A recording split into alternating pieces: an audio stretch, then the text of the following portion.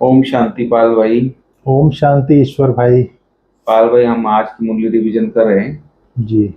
और कल father day था खास। और आज हमें विश्व रचयिता बाप हम्म। बाप टीचर बन सदगुरु बन तो पालना करता ही है। लेकिन बाप तो आज बोलता मैं तुम्हारी खिदमत करता हूँ, सेवा में आता हूँ तुम्हारी। ऐसे बाबा ने आज खास बोला है। दूसरी बात बाबा ने बोला कि तुम्हें जो पढ़ाई और याद है वो मुख्य आधार है तुम्हारा। तो इसलिए पढ़ाई और याद के साथ साथ एम ऑब्जेक्ट को भी सामने रखा हुआ होता है। जब एम ऑब्जेक्ट सामने रहेगा तुम्हारे में दैवी गुण आते जाएंगे। तो दैवी गुणों को भी धारण करना है, पढ़ाई भी पढ़नी है, परमात्मा बाबा को याद भी करना है।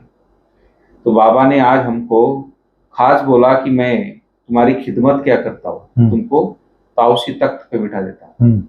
नहीं बोले मैं खुद तो तख्त लेता हूँ किराए का, माना बाबा ब्रह्मा बाबा का टेम्पररी आधार लेता हूँ, लेकिन तुमको राजाई तख्त पे बिठाता हूँ।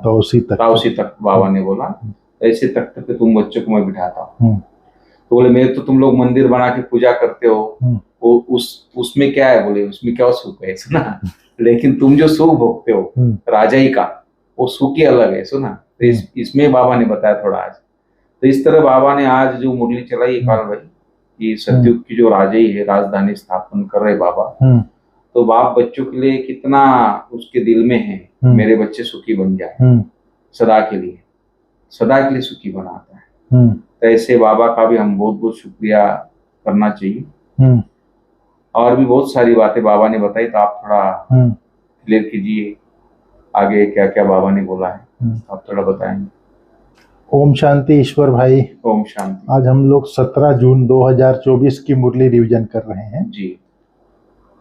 जैसे आपने बताया याद और पढ़ाई। जी। आज बाबा ने कहा है मीठे बच्चे, याद और पढ़ाई से ही डबल ताज मिलेगा। इसलिए अपनी एम ऑब्जेक्ट को सामने रख दैवी गुण धारण करो। याद, जैसे बच्चों को अपने माँ बाप की याद आती है और लौकिक पढ़ाई पढ़ते हैं, लौकिक पढ़ाई से भी पद मिलता है जी। लेकिन हमारा बाबा जो है एक, आज बाबा ने अविनाशी शब्द यूज किया है। अविनाशी।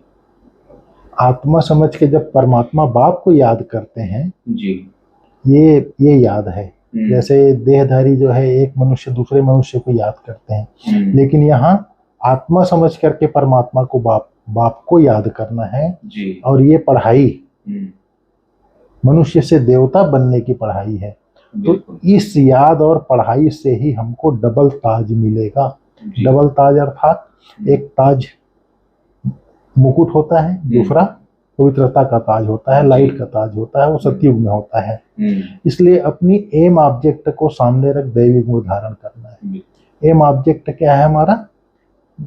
नर से नारायण और नारी से लक्ष्मी बनना। नर ऐसी करनी करे जो नारायण बन जाए, नारी ऐसी करनी करे जो लक्ष्मी बन जाए। तो एम ऑब्जेक्ट को सामने रख दैवी गुण धारण करो। जैसे बाबा बोलता है कि लक्ष्मी नारायण के चित्र के सामने बैठ जाओ और देखते रहो, उसका चिंतन करो कैसे ये सर्वगुण संपन्न है, 16 कला संपूर्ण है, संपूर्ण निर्विकारी है, मर्यादा पुरुषोत्तम है, डबल हिंसक है, डबल ताजधारी है। उसके सामने बैठ करके बाबा मेरा बाबा मुझे ऐसा बना रहा है, हमको चिंतन करना है। मीठे शिव बाबा आप मुझ आत्मा को ऐसा बना रहे हैं, आप लक्ष्मी श्री नारायण जैसा बना रहे हैं बाबा। ये सतयुग के विश्व महाराज, उनके सामने बैठ करके अपने गुणों का चिंतन करना है। आप मुझे ऐसा बना रहे हैं, ये चिंतन करना है उसके सामने। बाबा बार बार बोलता है लक्ष्मी नारायण के चित्र के सामने बैठ जाओ जी। फिर बाबा ने बोला है आज विश्व रचयिता बाप तुम बच्चों की कौन सी खिदमत अर्थात सेवा करते हैं। बच्चों को बेहद का वर्षा दे सुखी बनाना, यह खिदमत बाप करते हैं जी। बाप जैसी निष्काम सेवा कोई नहीं कर सकता, उसको कोई कामना नहीं है। बाबा कहता है हे पतित पावन आओ, तो मैं आ करके पतितों को पावन बनाता हूँ। मतलब कोई उसको नहीं है। और जैसे स्वर्ग की स्थापना हो जाती है, अपने परम धाम में बैठ जाता है और सतयुग में नहीं आता है। आज बाबा ने कहा मेरा तो मंदिर बनाते हो, वहां पर एक मूर्ति बना देते हो, उसमें मेरे को क्या टेस्ट आएगा? बाबा बोलता है है। तुम लोग जो सतयुग में सुख भोगते हो उसका मजा है, तो उसको कोई कामना नहीं है कि मेरे को राज्य भाग्य मिले तब मैं आऊं। तो अपने बच्चों की पुकार सुन के जब दुख में पुकारते हैं तब वो आता है और निष्काम सेवा करके बच्चों को फिर से सतयुगी दुनिया का मालिक बना देता है अर्थात। और दूसरी बात, बेहद का बाप दूसरे का शरीर अर्थात बेहद का बाप किराए पर तख्त लेकर के तुम्हें विश्व का तख्त नसीम बना देते हैं। कितनी बड़ी बात है। जैसे हम आत्माओं का तख्त है, परमात्मा को तो परमानेंट तख्त भी नहीं है। ब्रह्मा का तन आधार लेता है, आकर के पढ़ाता है और चला जाता है।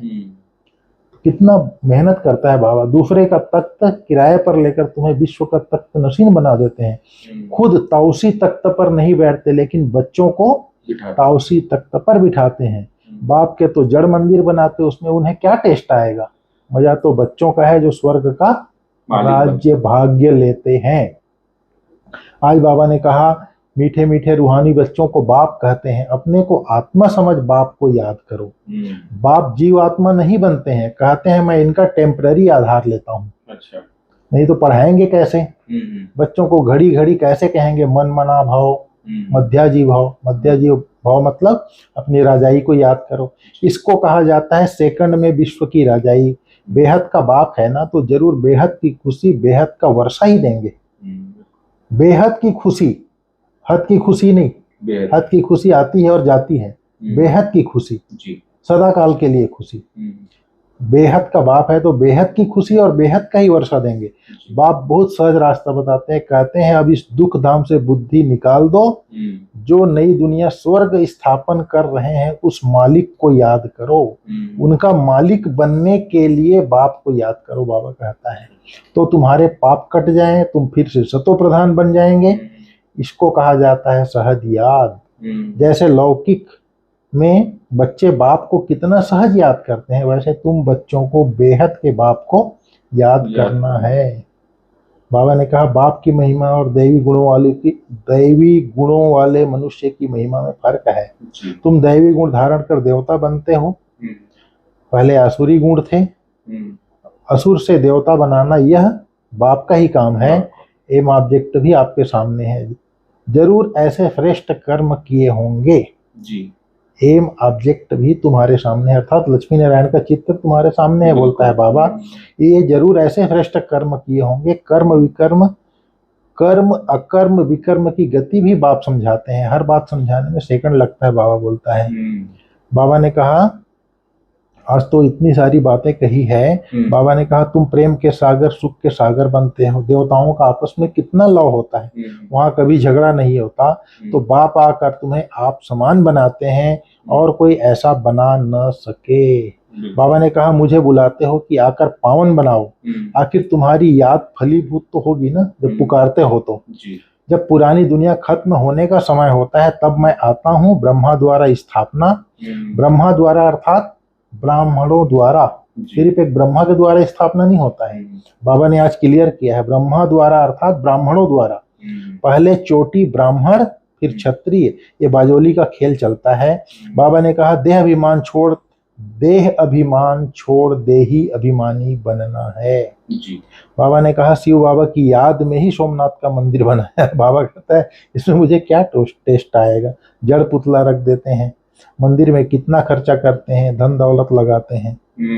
बाबा कहते हैं तुम बच्चों को मजा तो स्वर्ग में है, मैं तो स्वर्ग में आता नहीं हूँ। बाबा बोलते हैं बाबा ने कहा भारत जैसा सॉल्वेंट और कोई देश नहीं है, इन जैसा तीर्थ और कोई नहीं बन सकता जी। लेकिन बाबा ने कहा परंतु आज तो हिंदू धर्म में अनेकों तीर्थ हो पड़े हैं। वास्तव में बाप जो सर्व का सदगति देते हैं, सदगति करते हैं, तीर्थ तो उनका होना चाहिए। बाबा ने कहा स्वर्ग का मालिक यह लक्ष्मी नारायण है, यह है उत्तम से उत्तम पुरुष जिनको फिर देवता कहा जाता है। दैवी गुण वाले मनुष्य को ही देवता कहा जाता है, बाबा ने कहा। बाबा ने कहा कहते हैं बाबा आकर हमको दुख से छुड़ाकर साथ ले जाओ। बाप ही सचखंड की स्थापना करते हैं जिसको स्वर्ग कहा जाता है, रावण झूठ खंड बनाते हैं। बाबा ने कहा श्री कृष्ण तो देहधारी, विदेही तो एक शिव बाबा है। भारतवासियों ने उसका नाम बदल दिया भगवान का। अभी बाप द्वारा तुम बच्चों को माइट मिलती है, सारे विश्व के तुम मालिक बनते हो। सारा धरती आसमान तुमको मिल जाता है, ऐसी कोई ताकत नहीं जो तुमसे कोई छीन सके।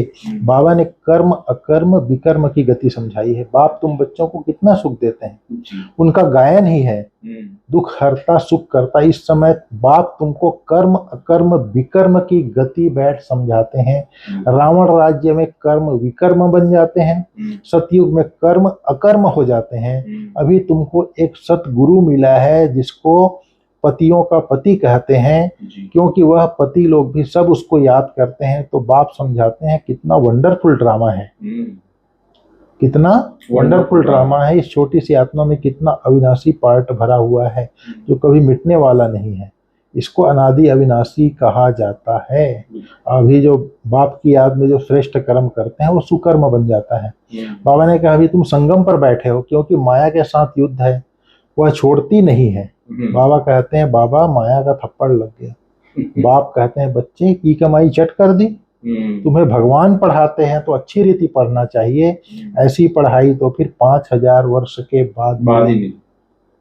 आज बाबा ने कहा है इस दुख धाम से बुद्धि योग निकाल नई दुनिया स्थापन करने वाले बाप को याद करना है, सतो प्रधान बनना है। सतो प्रधान अर्थात सातों गुणों से संपन्न बनना है। बाबा ने कहा बाप समान प्रेम का सागर, शांति का सागर, सुख का सागर बनना है। कर्म अकर्म विकर्म की गति को जान, सदा श्रेष्ठ कर्म करने हैं। परमात्मा की याद से जो कर्म करते हैं वो श्रेष्ठ कर्म है।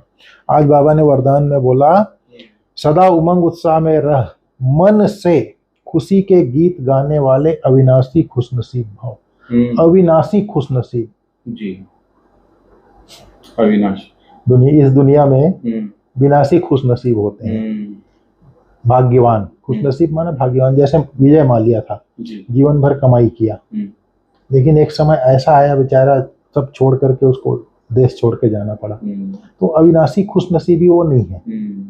प्रॉपर्टी यहीं आती है चली जाती है, लेकिन हमको बाबा ऐसा अविनाशी खुशनसीब बनाता है जो सदा काल के लिए 21 जन्मों के लिए हम खुशनसीब बन जाते हैं।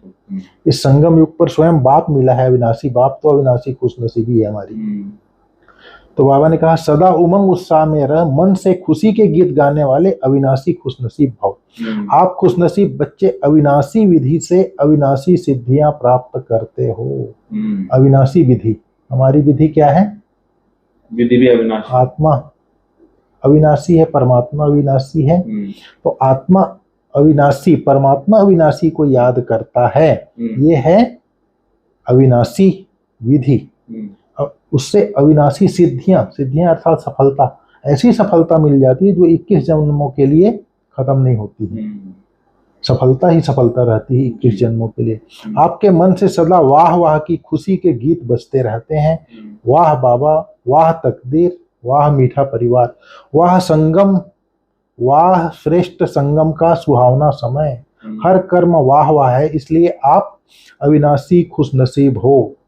आपके मन में कभी वाई आई क्यों और मैं आ नहीं सकता, वाई के बजाय वाह वाह और आई के बजाय बाबा बाबा शब्द ही आता है, क्योंकि प्राप्ति इतनी होती है जी। बाबा ने आज स्लोगन में कहा जो संकल्प करते हो उसे अविनाशी गवर्नमेंट की स्टैंप लगा दो तो अटल रहेंगे। जो भी संकल्प करते हो उसे अविनाशी गवर्नमेंट की स्टैंप लगा दो तो अटल रहेंगे। बिल्कुल स्टैंप लगानी चाहिए। अविनाशी गवर्नमेंट की स्टैंप लगने के बाद, जैसे वो गवर्नमेंट स्टैंप लगने के बाद ना कोई रोकता नहीं, बोले गवर्नमेंट स्टैंप है भाई, वैसे वहां बोलता है अविनाशी गवर्नमेंट स्टैंप लगा दो तो ये हो जाएगा, अमर हो जाएगा, अविनाशी हो जाएगा। ठीक है ईश्वर भाई, थैंक यू। ओम